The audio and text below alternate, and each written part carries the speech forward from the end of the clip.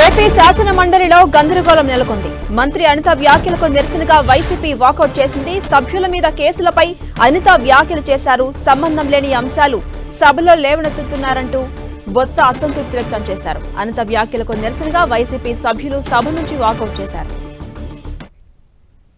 Telugu Desam NDA కూటమి సభ్యుల్లోనే 94% మీద కేసులు ఉన్నాయని సాక్షి పేపర్ ఏదో రాశాడు అధ్యక్ష. మా మీద ఏమి గొడ్డల వేటి మీద పెట్టామని హత్యల కేసులు లేవు అధ్యక్ష. కోడికెత్తున్నదని మా మీద అధ్యక్ష కేసులు లేవు అధ్యక్ష. అమ్మ చెల్లి కేసులు పెట్టారు, మా మీద కేసులు లేవు అధ్యక్ష. కేవలం మా మీద కేసులు ఉన్నది ఏంటంటే రాజకీయ కేసులు. నువ్వు ఇసుక మాఫియా చేస్తున్నామని మేము రోడ్డెక్కితే కేసులు పెట్టారు, లేదు మైనింగ్ మీద కేసులు పెడితే కేసులు పెట్టారు. నేను ఎవరి పేరు ఎత్తలేదు, నేను కేసుల గురించి మాట్లాడాను. మీరు భుజాలు తడుముకుంటే నేనేం చేయాలి? భుజాలు తడుముకుంటే నేనేం చేయాలి? ఈ రోజు లీగల్ గా అది కూడా అధ్యక్ష, ఈ కేసులు ఏదైతే ఉన్నాయో ఈ కేసుల్ని తొందరగా వాళ్ళకి ఎలా పరిష్కారం చూపించాలనే ఉద్దేశంతో పోలీస్ డిపార్ట్మెంట్ తోని అదేవిధంగా లా డిపార్ట్మెంట్ తోని కూడా ఒక మీటింగ్ కూడా అరేంజ్ చేసుకోవడం జరిగింది అధ్యక్ష.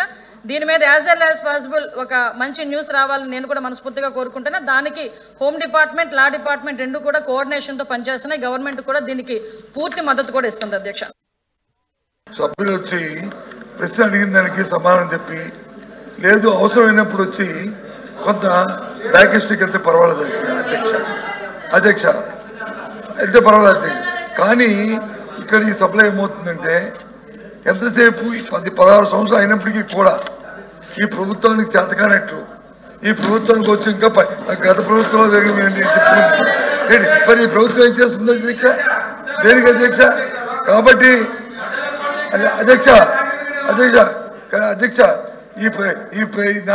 ఈ మొదలు చెప్తున్న సమాధానం ఇవి ప్రజాహితంగా లేకుండా ఊరిగా రాజకీయ లబ్ధితోనే రాజకీయ కోణంలోనే మా సమాధానం చెప్తున్న నేపథ్యంలో, ఇది సాంప్రదాయం కాదనే నేపథ్యంలో పూర్తిగా కూడా దీని మీద మా నిరసన తెలియజేస్తూ మేము